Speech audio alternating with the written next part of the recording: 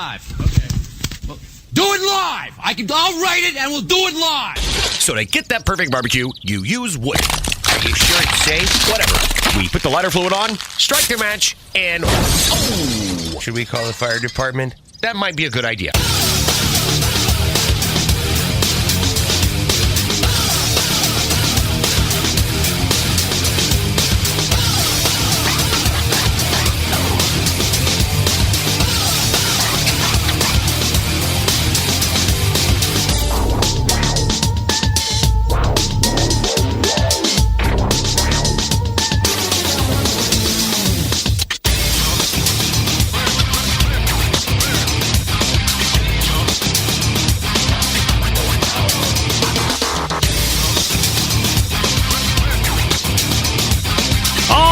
Good evening and welcome to the Really Big Barbecue Central Show. Ooh, this is nice. And this is the show that talks about all things important in the world of barbecue and grilling. This show originating from the Rock and Roll Hall of Fame city, Bomb City, USA, Cleveland, Ohio, the barbecue capital of the North Coast. I happen to be your program host, Greg Rempe. Happy to have you aboard here on your Tuesday evenings, a live fire fun and frivolity show. If you would like to get in contact with the show this evening, or you would like to follow the show during off-show hours, here's how you do all that. You can get in touch with the show by sending an email to Greg at bbqcentralshow.com. Follow us on all the social media channels at BBQ Central Show. And be sure to subscribe to the show podcast feed on your favorite podcast platform. Anything else you want to find out about the show can be found at the main website, thebbqcentralshow.com. And here's what's happening in case you can get the newsletter coming up in about 12 minutes from now. A quarterly guest here in 2025 and the creator of one of my favorite destinations on the internet locations, David Gafford of the Barbecue Lab, will join us. So I have a great website over at the Barbecue Lab with barbecue spelled out the right way, BARBECUE, and they do a lot of great reviews and a lot of great takes on products. Plus, they have a YouTube channel of damn near 140,000 subscribers at this point.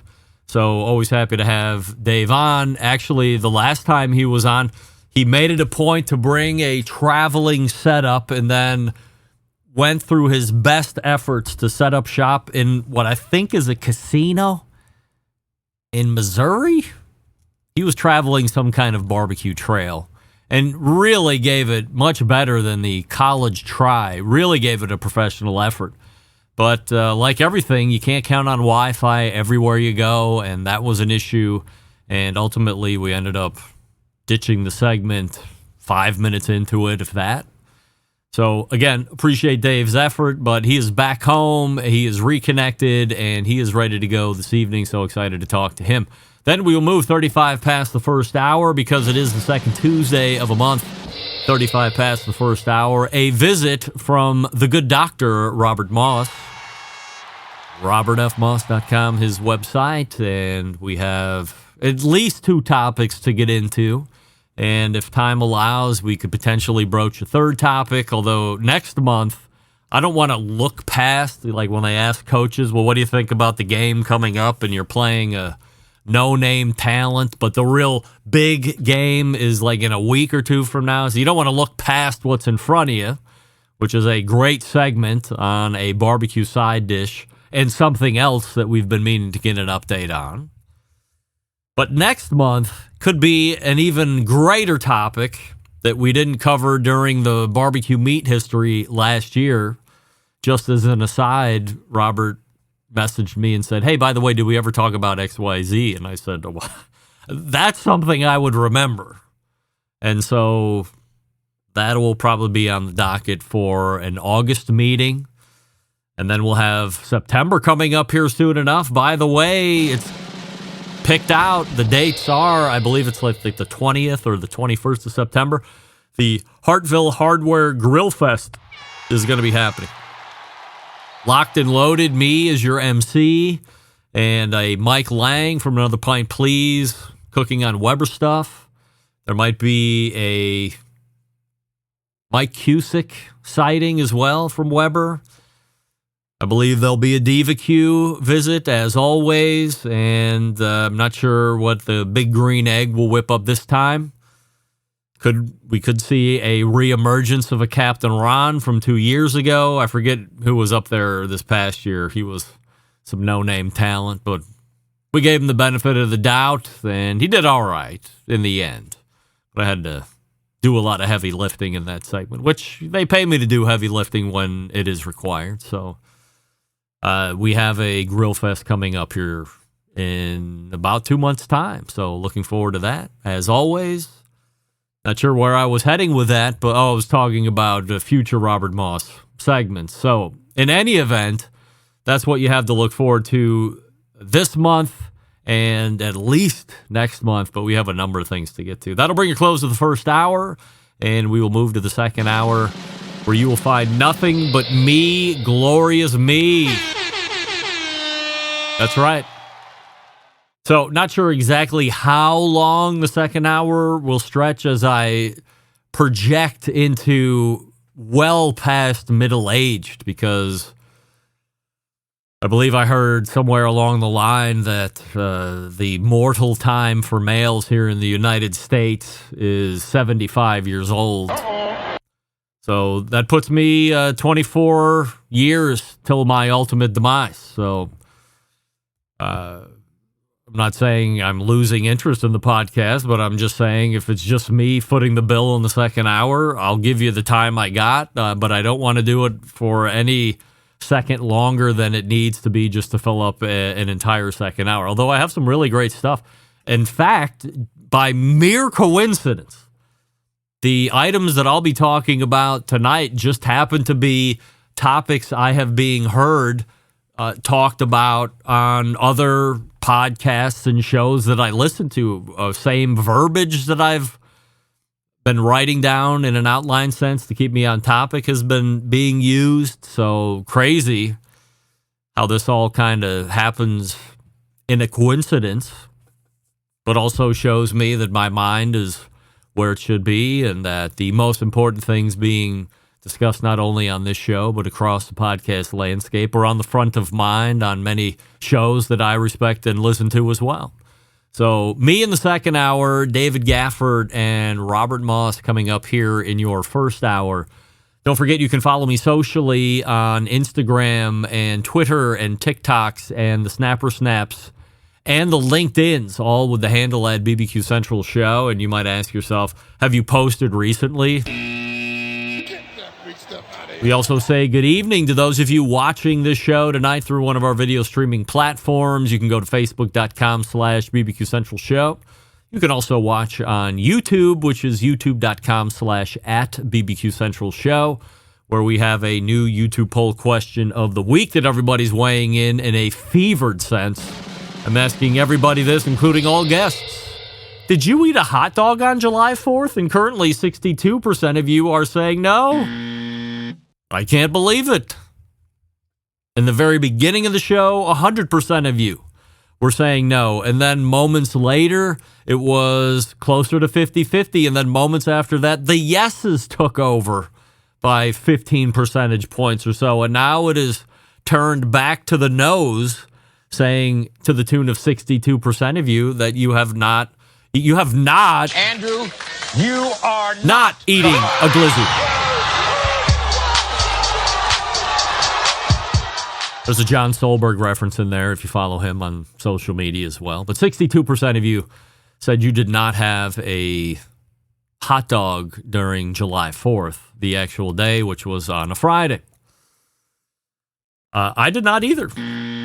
I cooked 5 or 6 of them by the time I got in from finishing everything else off on a Friday, July 4th cook. 0 were left. 1 was on the deck floor, unfortunately. That was a shame. That could have been mine. But instead, I go without. That's fine. We had Wagyu burgers that my mother-in-law brought over from QVC. So those were dynamite. So we'll start here. Oh, I'm sorry. Results of the poll question from last week. Do you like the term pitmaster? 65% of you in agreement that you do like the term pitmaster. I do not. And the singing of the Canadian national anthem took the cake last week. A lot of you racing back with replies that didn't know you cooked that or didn't know you sang that well. Sam seemed to be exceptionally proud of his Canadian heritage as you were belting out the Canadian national anthem. Also, several of you found it amazing that I am national anthem bilingual. Canadian, also I know the American national anthem, believe it or not. A lot of you asking, do I know other national anthems besides America and Canada? The answer, no. I don't know anything else. There was a percentage of you that also made the leap that me singing to Sam last week was my way of worming back into the Barbecue Central Show's American Idol game show that we played for a number of years before we won it. But remember, I said as soon as I win that show, I kill that show. And I won it. That show is dead. Or is it? David Gafford is in the green room. We'll get to him here in just one moment. Before we do that, let's learn about Pits and Spits. And we kick it off with the Pits and Spits griddle. This gas griddle combines the power of a traditional grill with the versatility of a flat-top cooker. Engineered with precision, built with top-quality materials. It can get to 80,000 BTUs. Plus, you can take the stainless steel griddle insert off, and now you just have a really kick-ass 4-burning gas grill. I keep hearing there's going to be a 3-burner that I'm going to get to try, not on the deck yet, or the patio, or the other patio.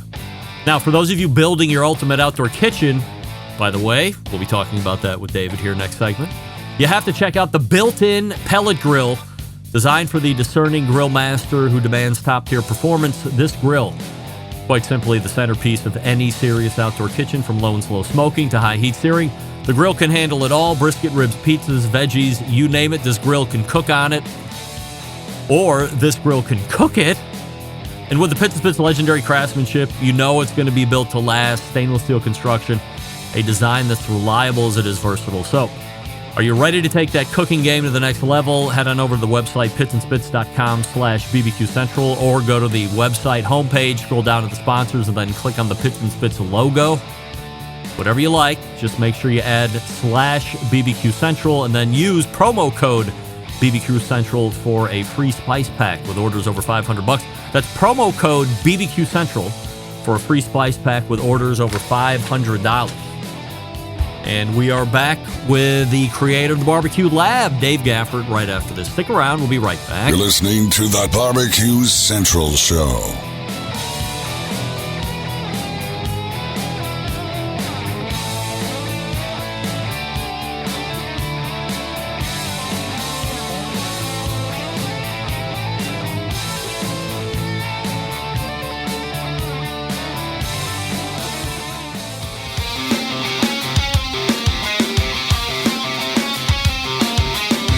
Broadcasting live from the Barbecue Central Show studios in Cleveland, Ohio.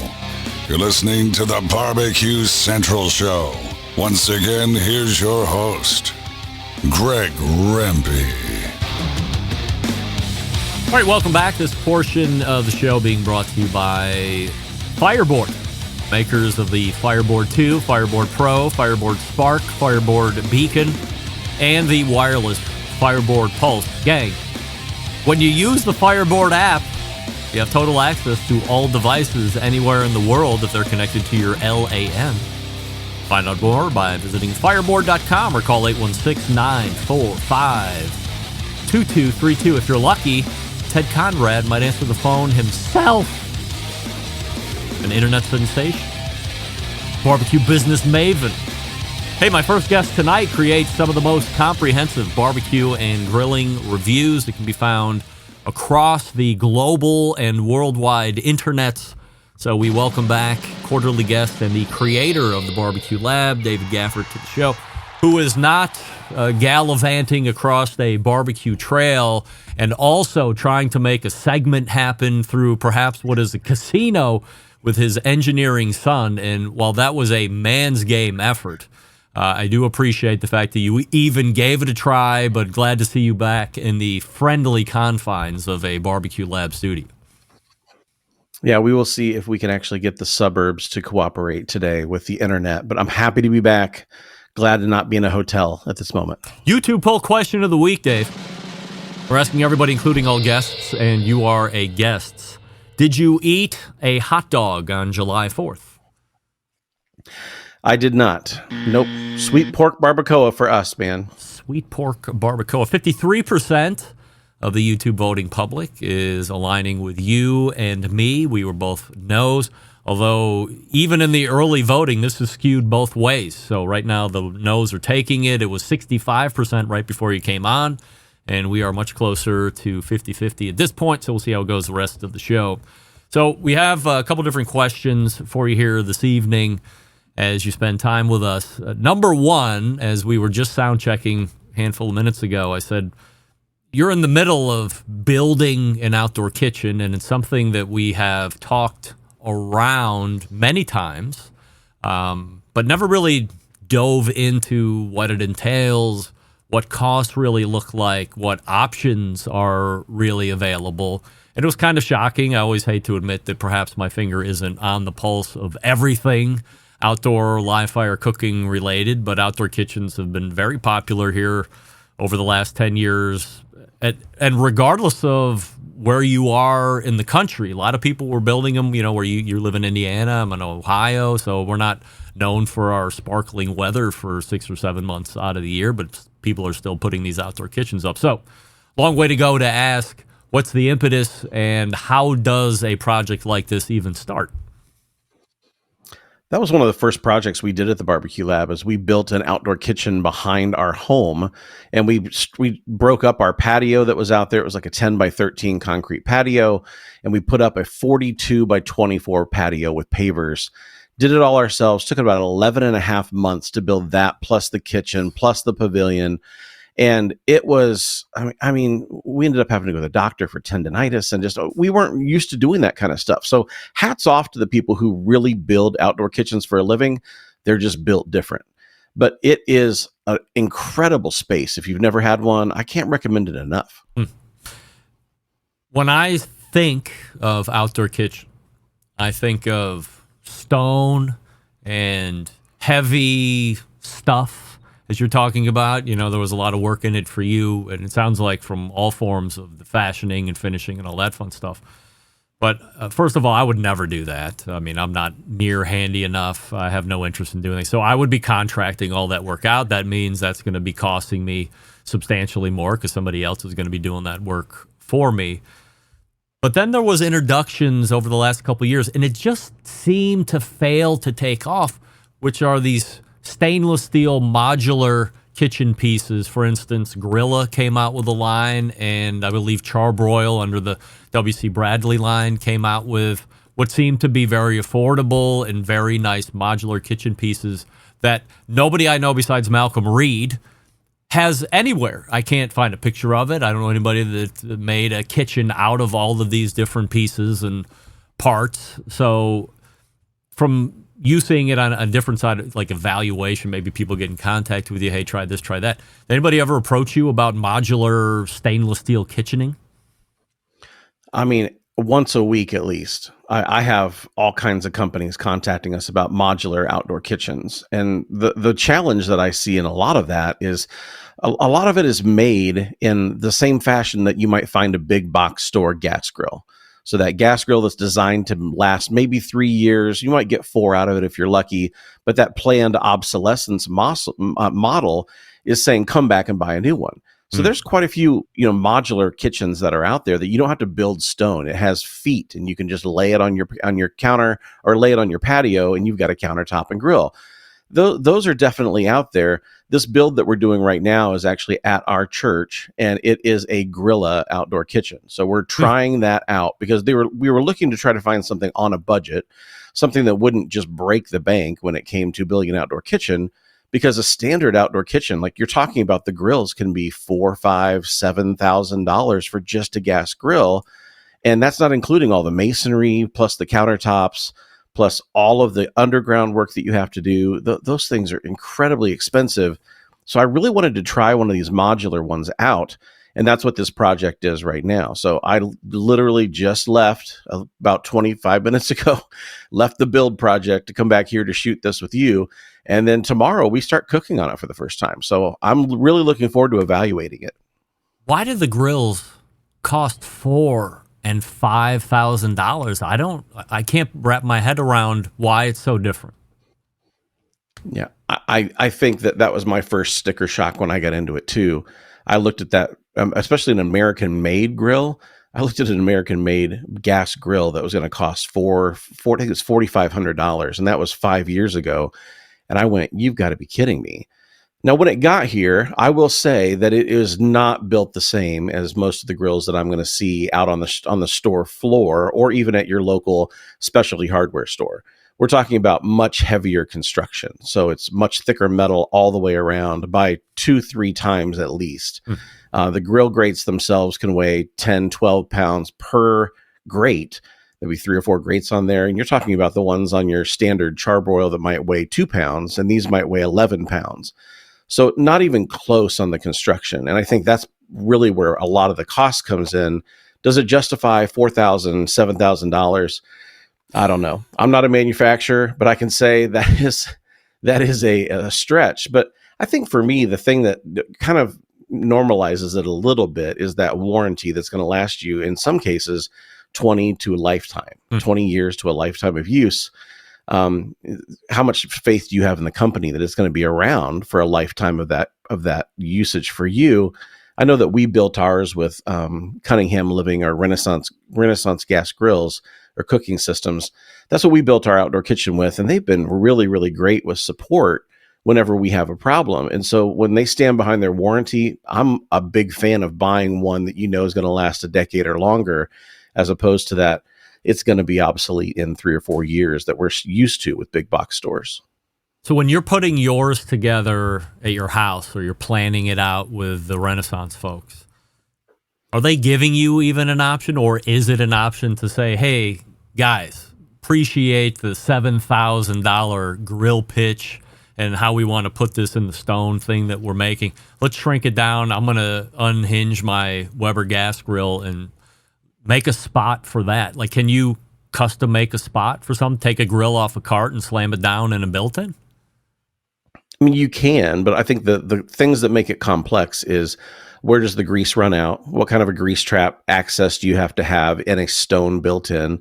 I think a lot of these are built in such a way that you have a stainless steel inset that sets inside of the stone or the countertop, where everything has its place. Grease can come out, gas can come in, and all of the channels are run for you, so you don't have to figure that out. I've seen quite a few people who've tried to take their standard Weber or their standard charbroil, stick it in a built-in structure, but what happens is they're not meant to live that long. So you have to really destroy the structure around them to replace the grill and then rebuild the structure. So that's one of the reasons I really like this modular idea that we're trying out with Grilla, especially for a church environment where you have all different types of people who will be using it. You have, in any given week, you'd have 4 or 5 different groups using that equipment. And then the question is, how long will it last? And then how long till we need to replace it? But if I need to replace it and it's modular, meaning it stands on its own feet, I can pull a piece out, replace that one piece, and my cost is so much lower compared to having to break down a mortar and concrete structure. So that's where I'm really excited to try this one out. But I'll be able to report back on that here in a couple months, because I've got quite a few cooks planned on it in even just the next 2 weeks. Between what's in your backyard and what's at the church, is the one in your backyard bigger than the church project? They're going to be similar in size. So the one at the church has 2 gas grills plus griddles. They're interchangeable, a Kamado grill plus a smoker, so a pellet grill. So there's 4 actual cooking appliances in that. In the backyard here, we have 5 different cooking appliances. So relatively similar. What are you looking at from a cost perspective? What did yours all finished out run in the backyard, and what's it like at the church? The one in the backyard, we spec'd out that we were going to have someone build it for us, including the patio and everything. It spec'd out over $100,000, and What? we did it. Yeah, the patio and everything, $100,000. Holy It was shit. Yeah, it was crazy. So that's why we did it ourselves. I mean, we broke our bodies in giving to this project. Yeah. But then we ended up saving, it was like 70 some $1,000 in the build. Wow. Which was worth it for us. But at the same time, this similarly sized project at the church is still only going to be about $10,000 to $13,000 for a modular setup. Now, the metal's not as thick. It's not necessarily American made versus, comes from overseas. But you're talking about a $10,000 to $13,000 project in comparison to something that's going to be, almost six figures. You can take the patio out of that. Guaranteed that's going to be, 30,000 of the project. But, 13,000 versus 70,000, that is a huge difference. Yeah. So you got 4 cookers on there. Do you have the refrigerator? Anything like that? Yeah, there's a refrigerator and a sink. And part of the challenge is that, a lot of commercial buildings like churches, they're not built to have outdoor power that's accessible to the public or outdoor water that's accessible. So that's one of the challenges that we're running into for any kind of a commercial environment, trying to put something that's really made for residential use. We're still working out the details for that, but that's one of the, we'll figure that out when we get there. But there is going to be a sink and a fridge in there, but it'll probably only be turned on when it's being scheduled to be used. Like, for example, on Sunday, we're cooking for 3,000 people. The kitchen will be in full swing. I have no doubt we're going to plug in the refrigerator and have that sink active. But that's for later in the week to figure out. We haven't got there yet. What's going on for 3,000 people? 4th of July was last weekend. Yeah, this is just the whole entire church does a serve day where they serve the community, and there's, hundreds of people who go out and just do a bunch of projects for widows and those who've lost people and those who are, kind of down and out. They do all these projects all day Saturday, and Sunday they say, come back, and all morning we'll just give brats and hot dogs away to 3,000 people. And We've done it for 3 years, and I'll bring in my huge trailer to cook on. And I've got a buddy who's got an outlaw, and he'll bring his, and a good 25 volunteers back there cooking peppers and onions and everything. And it's a lot of fun, but it's a huge undertaking. Cooking for 3,000 is not something to take lightly. So I've seen the cooker that you're referencing. You've had a nice party rib video that I enjoyed watching. When you're doing brats, are you doing a mix of charcoal and wood? Is it mostly charcoal and a few sticks of wood for flavor? How do you run the fire? How do you find that it runs best? Well, with this pit, like I said, we've only had this for maybe a month and a half.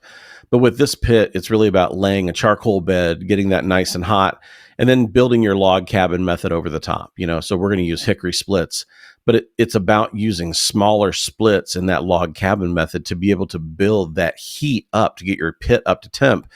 And we want to cook these brats around 375 or so is what we're hoping to do with the smoke over the top. But one of the things that I really like is that we're going to have a lot of hands on deck. So when it comes time to flip 1,000 brats on a pit at one time, you've got 4 people with tongs just having at it, So that's what really makes those big cooks really easy, is when you have a lot of hands make light work. Well, I wish you good luck with that cook coming up, because it sounds like a huge undertaking, but something you've done. So, just one of those things, you bite the bullet and do it again.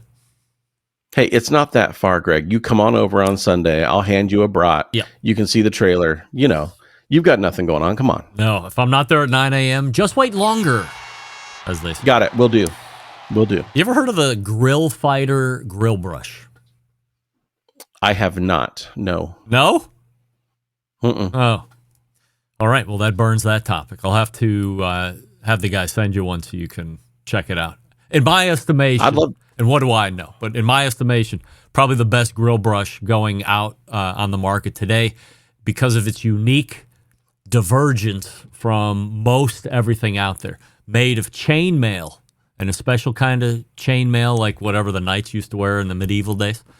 And then it's got some kind of it's not a super absorbent sponge, but it's a food grade sponge in the middle. So it's giving you the grill rescue or the grill brush a thought where you dip it in the water and then you hit it over the hot grate, steam clean kind of thing. So also incorporates that aspect of it. But the chainmail really seems to put it over the top for me. Retail price might be a little high at $80 for something like this, but I sell high price stuff every day of the week. And if I buy into ROI, or potentially I might need to only buy one more grill brush after this before I die, then $80 doesn't seem too bad for me if I'm typically buying one or two during a grilling season anyway, for $5 or $6 at a clip at any big box store. So I'll make sure I hook you up with one of those so you can give your 2 cents next time you're on. Now, is that actually electronic? Does it spin? Nope. No.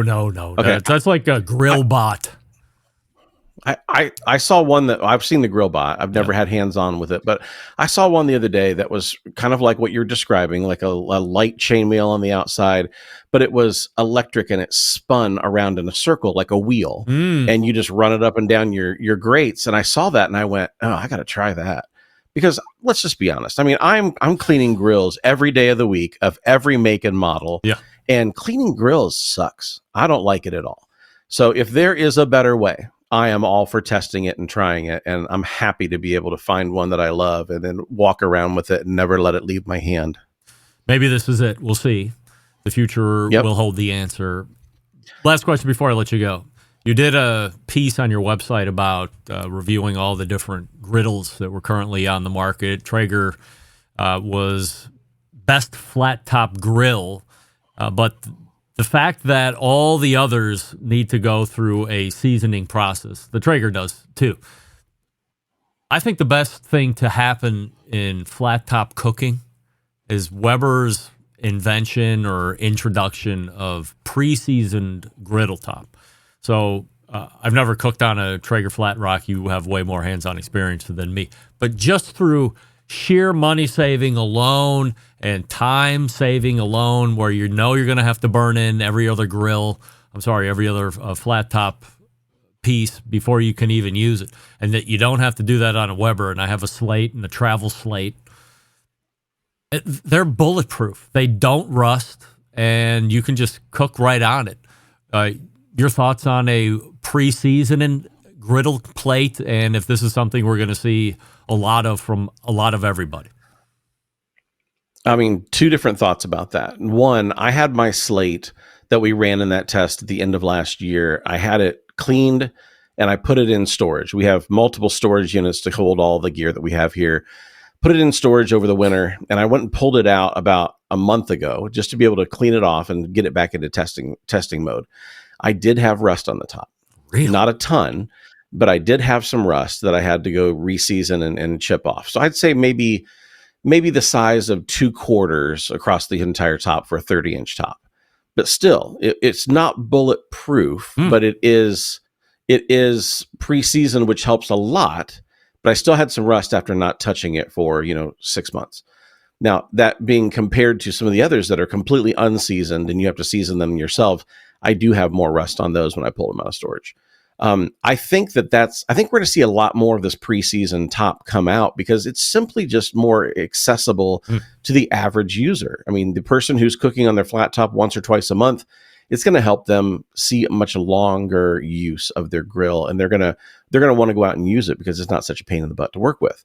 But I think, in my opinion, what's really going to change the market is the push of these other manufacturers to stainless steel tops at the same price point.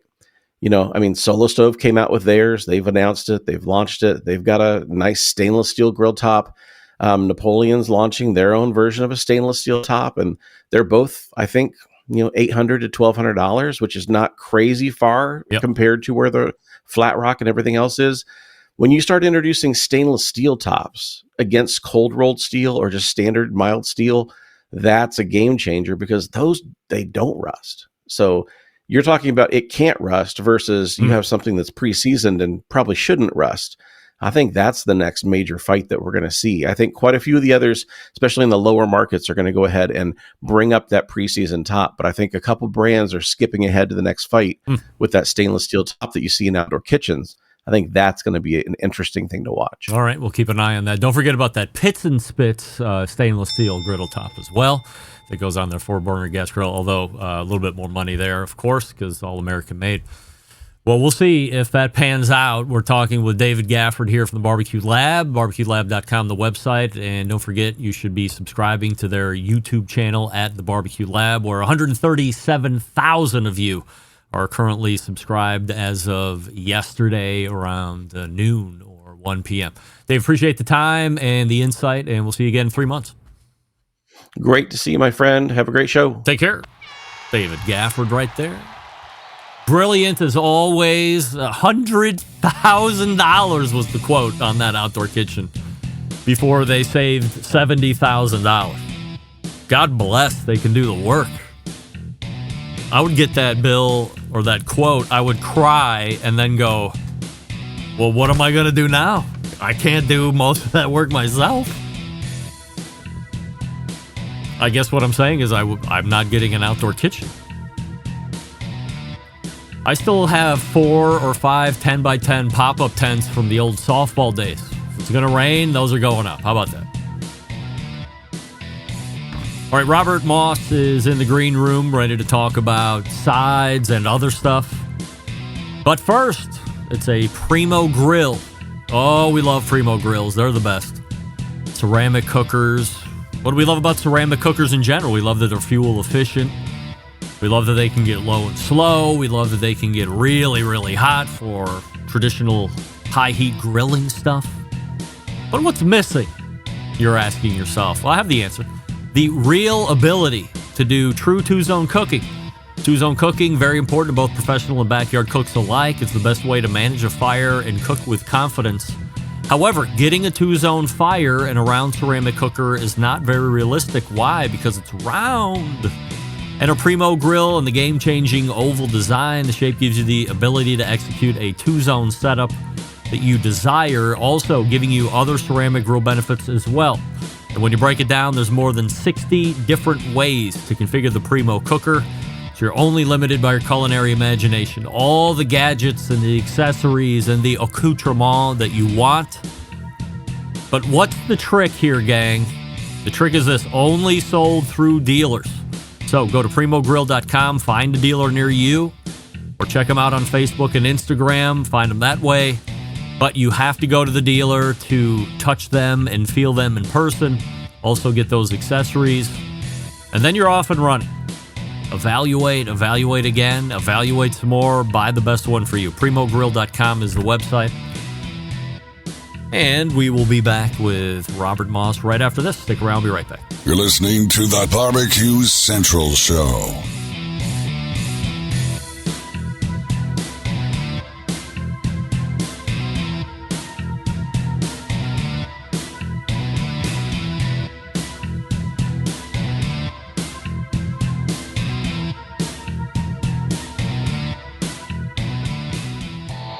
Howard Stern, Jim Rome, Dan Patrick, and Greg Rempe. The Mountain Rushmore of talk show entertainment. Now, let's get back to the Barbecue Central Show. And welcome back.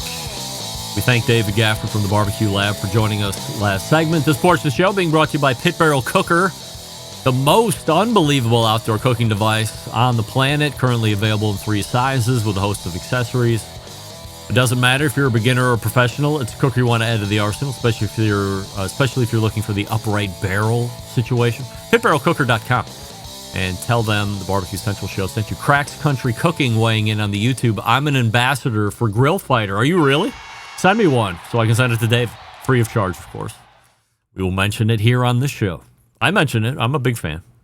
Hey, joining me now is the contributing barbecue editor to Southern Living Magazine, a 2023 Barbecue Central Show's guest Hall of Famer, and our pal, Robert Moss. All right, Robert, we have a YouTube poll question of the week that we're asking everybody, including all guests, which you are one of those. Did you eat a hot dog on July 4th? I did not. I ate a hamburger. Did hamburgers instead. 61% now saying they did not have a hot dog either. on July 4th. And as I'd mentioned to David about 15 minutes ago, this is a poll that has been going back and forth, although now we're firmly into the nose here, almost at 60-40 here, a little bit over that, 61-39. A great 4th of July celebration for you in general? Yeah, in general, it's nice to have a good long weekend. I always like when the 4th is like right butted up against the weekend. So, yeah, did a lot of work around the house and relaxation. Did a little cooking out, but that's about it, which is really all I want to do these days. Is there a specific Southern July 4th dish? No, I don't think so. I mean, 4th of July has long been a barbecue, event. So barbecue, of course, is a Southern thing to do, but that's pretty much the case everywhere. I think people do burgers and dogs, or they go all out and do, cook a pork shoulder or even a whole pig. But I don't think there's anything distinctive about the way Southerners celebrate 4th of July than Americans do elsewhere. So we have a couple different topics to start with tonight before we get into some side dish talk. Number one was a question in the embedded correspondence a couple weeks ago, which was something along the lines with, do you agree with Robert Moss saying that Brisket has jumped the shark? And I believe 1 out of the 5 of us agreed that Brisket jumped the shark. I believe that was Doug, too, for some reason, but I could be wrong on that. Do you need a clarifying statement, or do you need time to double down on Brisket jumping the shark? Go ahead. When I first heard this, like, wait a second, when did I say that? And I had I couldn't even remember. And so I was wondering, when hear the heck everything. Did you pull that? Yeah, where did you get that from? And then I had to go back and look. Oh, actually, it wasn't even that long ago. It was back in January. I wrote, like I often do. Southern Living said, hey, can you do one of these like barbecue predictions, right? You're supposed to you look back at the year in review and then you do the predictions for what's coming up. And so my last prediction in that piece in January was, this is the year, but you got to read closely because I think the headline says, this is the year, in parentheses, finally, that Brisket jumps the shark. And the thing is I may have made that prediction every year that I've written the prediction column. It's always my last one. And if you read it very closely, I say things like, maybe finally, for surely this year is going to be the year that Brisket is done. And then I think I ended up by saying, how confident am I in this prediction? I said, not that confident. I'll probably be making it, but I'll bet I will be making it again next year. Because, I'm a Southerner, a South Kildinian in particular. I like pork. Kind of tired of Brisket. I keep hoping that people are going to get over Brisket and get back to whole hog and pork shoulder and pork steak. But no, there's no sign of that. So I didn't really think it was happening. That's really that wishful thinking. So I just wanted to clarify that I wasn't literally thinking that all of a sudden Briskets will fall off the map in 2025 and we'll never hear of it again. Well, it sounded like one of the embedded correspondents just needed a nudge to jump over the edge, and you provided that nudge knowingly or unknowingly, but everybody else was like, yeah. I like to think I've tapped into a simmering feeling out there that, come on, there's more out there than Brisket, and, it was really cool about 15 years ago, but everybody makes Brisket now. Let's do something a little different. The other thing I wanted to ask you about is something I've held off now for 2 months, and because there have been 2 months worth of new news as it relates to the Michelin Star Guide. So we're not going to take the rest of the 18 minutes here in the segment to deep dive back into it. But just from a high level, and I do have a visual piece for those that are listening on audio podcasts if you want to tell me when to throw that up there too. But just a high level on some of the major goings on and finding outs as it relates to Michelin Star Guide. Yeah, we had talked about doing it last month, and we decided not to, figuring there'd be more stuff, and also, we'll keep those audience numbers up. But what the heck, right. It's July, no one's really paying attention anyway. So let's drill in. So I think, gosh, what order that happened? So since we last talked about the Michelin Guide, I think on the show a couple months back. Every month there seems to be something coming out. Parker Milner, who is my old editor at the Post and Courier, food writer there, did a really good piece digging into it, especially about South Carolina and digging into who was paying what. And it turns out the Travel South organization, which we talked about when I was on the show before, which is like this umbrella tourism board that contracted with Michelin, but then they subcontracted to each of the states, and each of the states had to pony up their money. And Parker revealed that, like, the state of South Carolina then turned around and went to the tourist convention or the tourist and convention boards for 5 different South Carolina cities, and each of them ponied up. So in South Carolina, like here in Charleston, the Charleston Tourist Board ponied up $62. The Columbia, or $62,000 per year. Columbia, like $52,000. So they all sort of split this all up.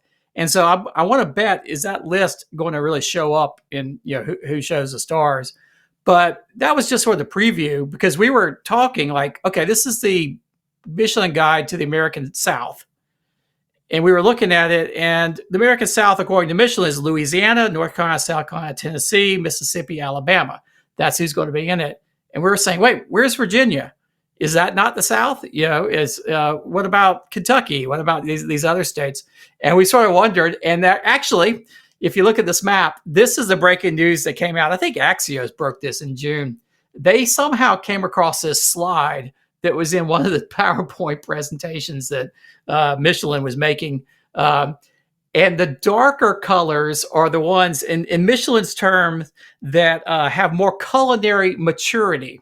And so you see Louisiana, Tennessee, North Carolina, South Carolina, the dark ones. These are, of the South, the ones with more culinary maturity than the other states. So apparently Virginia, Alabama, Georgia, a little bit further behind. And then, sorry, Kentucky, West Virginia, Mississippi, and Arkansas, you're just not that mature. I will note that you've given me a lot of grief in the past, Greg, about Missouri being included in the South. I'll put that Michelin did put them, tried to put them in there, but apparently Missouri didn't pony up. Turns out through multiple sources, it looks like Virginia actually turned down the offer. So Michelin said, or Travel South came in and said, hey, Virginia, reportedly they were said it's going to be $125,000 a year.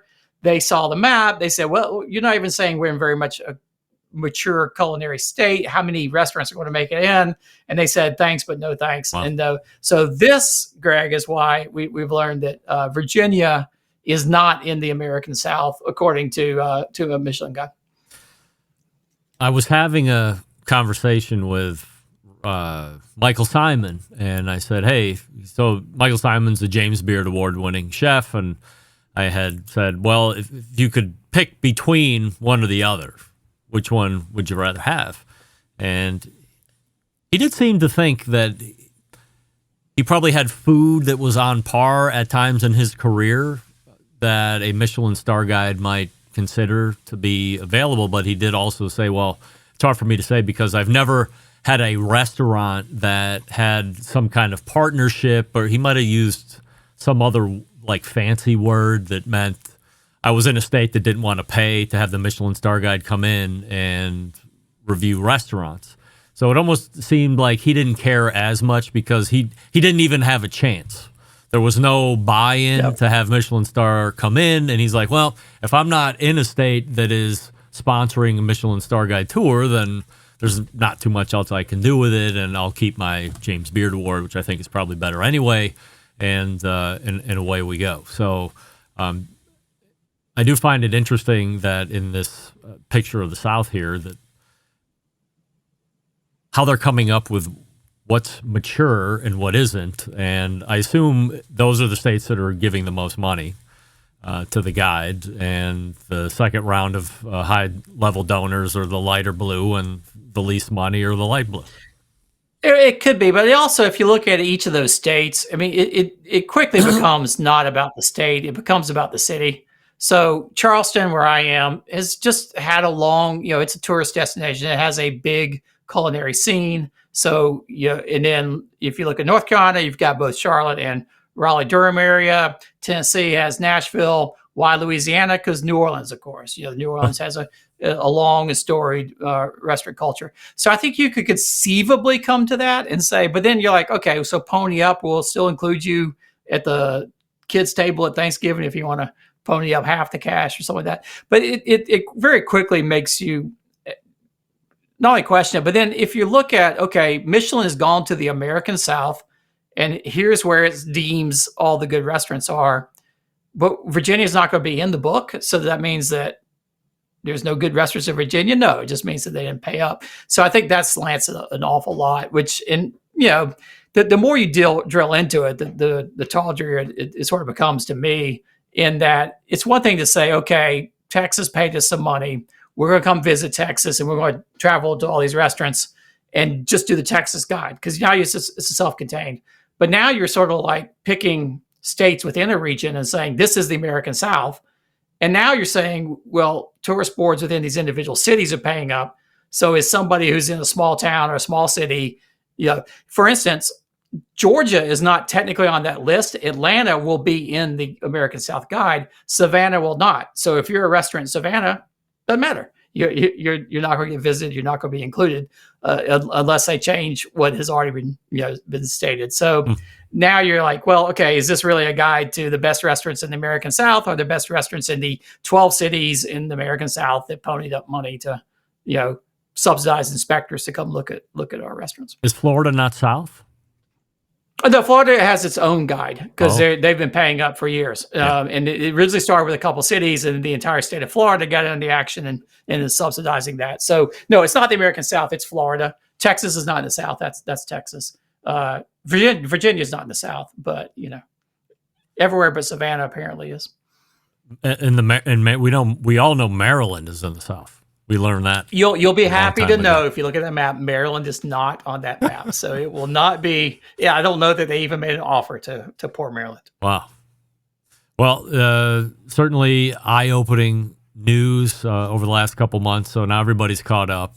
Now, to be honest, I haven't really seen too much come out, over the last month or so from a continual news cycle like it seemed to be. The latest I saw was they've announced that the big unveiling. So hold on to your hats, mark the calendar for the who's going to make the list for the American South is coming out in November. So they officially announced that ceremony, and I think they've been watching the show because it's going to be in Greenville, South Carolina, which is my hometown where I grew up. I'm in Charleston now, but I grew up in Greenville. And it's going to be on November 3rd, which is my wedding anniversary. So I think they're basically just, and then it said on the little announcement, press release I got, media will be invited later. And so do you want to make an over-under on whether I should be waiting for my invitation to come? I think it's 100%. Invited to the awards. You get 100% lock. 100%. I mean, it's on your anniversary, hometown. Yeah. I imagine the invite to be MC for the event is only weeks away from coming your way. I can only imagine. So I'll make this promise to the embedded correspondents. We won't talk about it again until at least November. Yeah. After I go, present the nominees and the winners up in Greenville. I can't imagine that we would have any time to cover a side dish that I also had on the agenda, which is, aside from banana pudding, my favorite barbecue side dish, which is mac and cheese, which probably has a long storied history. I know there's many different versions and crumbles on top or no crumbles on top, blah, blah, blah. Far more far-reaching than that even happened quicker than I thought, than 3 or 4 minutes would even allow. Yeah, we can't go deep into it, but that's okay. We don't need to go too far back. If I can just connect it to banana pudding. That we did last time. All right. It's very much in that same vein. Mac and cheese is something that came up and sort of became a popular economy dish in American kitchens around the turn of the 20th century. Kraft macaroni and cheese, called Kraft Dinner at the time, 1937 is when that came out. It was sort of this thing. It wasn't associated with barbecue, much like banana pudding. It did not get associated with barbecue until very, very late, until really just the past 20 years or so, when barbecue restaurants started, I think, sort of layering on the countrysides. The one thing I did do as I was thinking about the segments, I started going back and I've realized that, man, mac and cheese has just gone insane in the last 10 years. If you look at TikTok and YouTube, everybody's now, it used to be macaroni and cheese because it was literally macaroni elbow noodles. And now it's just all over the map. It's every kind of noodle out there. No one wants to put macaroni in there because that's boring. So you've got, fusilli, you've got, whatever. You've got your, penny and rotini and all that kind of stuff. I like cavatappi myself. cavatappi, the big pigtail looking noodles. Yeah. So you can't just do old macaroni. And now it's got to be over the top gooey cheese. I found one I was just randomly going through just YouTube videos. Some guy had like 18 different cheeses and cheese whiz and cream cheese and evaporated milk and heavy cream. I was like, oh my God, please stop. And now I actually looked up, the big thing is sodium citrate, which is people are using in their mac and cheese, which is an emulsifier. It's actually the same emulsifier that they use in American cheese and in Velveeta that gives it that, it melts so smooth. Like try to melt a block of cheddar, it's going to be an oily mess with globs in it. Velveeta melts into a nice creamy thing. Sodium citrate, you mix that in with cheddar or any other kind of cheese, it's going to melt down just beautifully. So all these folks online are giving you tips on how to make that and everything else. So I think and then you smoke it on the pit and then you do all kinds of stuff to it. So I think my largest thing, has brisket jumped the shark? Probably not. Has mac and cheese jumped the shark? I think we need to dial it back in a little bit and tone it down a little bit with the mac and cheese. My dad's mom, my grandma, she made the best mac and cheese, and it was on a recipe card. I got it from my grandmother's best friend after my grandma passed away. And I don't know what I did with the card, but all I remember as a kid growing up, we go there maybe once a summer in Elmira, New York, home of Mark Twain, which I'm sure you knew. He's a kind of a famous writer. Maybe you heard of him. And we would go. I've heard of him. I don't remember much about going to Elmira. I remember a place called B&M Hot Dogs that was in like downtown Elmira. That had like a meat sauce, that kind of a hot dog, like a coney style. But my grandmother's mac and cheese was the best homemade mac and cheese I've ever had. A lot of people think my mac and cheese, which is a ripoff of Guy Fieri's Mac Daddy mac and cheese, is the best mac and cheese. But as somebody who has tasted many a mac and cheese, my grandma Rempe's mac and cheese was always the best. I say this in a tender, loving way. There was some kind of a crunchy / dryness to it that the textures were just off the chart. The flavor was great. And you just don't find that anymore, much to your point of everything having to be, with a microphone on it, and you can hear it like it's got to be like gooey and oozing out of the pan. This was not that. This was not that. No, you could take an old school mac and cheese. You could take a spoon and put it on a plate. It will hold its shape. It's not going to merge all over the plate. It's going to sit there because it's been baked and it's sort of solidified. Yeah. So it was wonderful. All right, we tie up mac and cheese here. We have a topic next month. Let's just say this: at one point, whatever we're going to be talking about was being tossed into the Ohio River, which I hate hearing about. On many levels, I hate hearing about. But we'll jump into that tomorrow. Anything else to promote, Robert, before I let you go tonight? Not too much. I keep talking about the top 50. If you watch, you mentioned, I think last time I was on it, I'll do social media too much. I'm trying to do a little more Instagram. Watch the Instagram feed. Robert F. Moss is the handle. I'm going to be traveling throughout the South next couple of months, getting ready for that big top 50 barbecue list, which is coming out later this summer. So keep an eye out. Who knows where I'll be next. All right. We'll see you in August. All right. Thanks, Greg. Talk to you. Just another shining segment with Robert Moss, of course. Smoking Joe's Pit Barbecue. Continuing to produce incredibly mediocre. No, hold on. Gotten well over our skis. Smoking Joe's Pit Barbecue. My dad's mom, shame on you. Turn in your man card. That's your grandmother. Yeah, but I can't say my grandmother, Joe, because I also have another grandmother on a whole other side. You idiot. And I'm not making that cheese sound again. That was gross. By the way, apologies to all ASMR cheese sounds. It did not sound like whatever I did. I'll go edit that so podcast listeners don't even have to. And now we'll wrap the first hour. Content in an exceptionally professional way. You're listening and watching the Barbecue Central Show. Once again, here's your host, Greg Rempe. And I got to make it quick, so we thank Robert Moss for joining us last segment, robertfmoss.com. He says follow him on social. It'll be quick. And we will head to the second hour. You're listening and watching the Barbecue Central show right here on the Barbecue Central Network. Stick around. We'll be right back.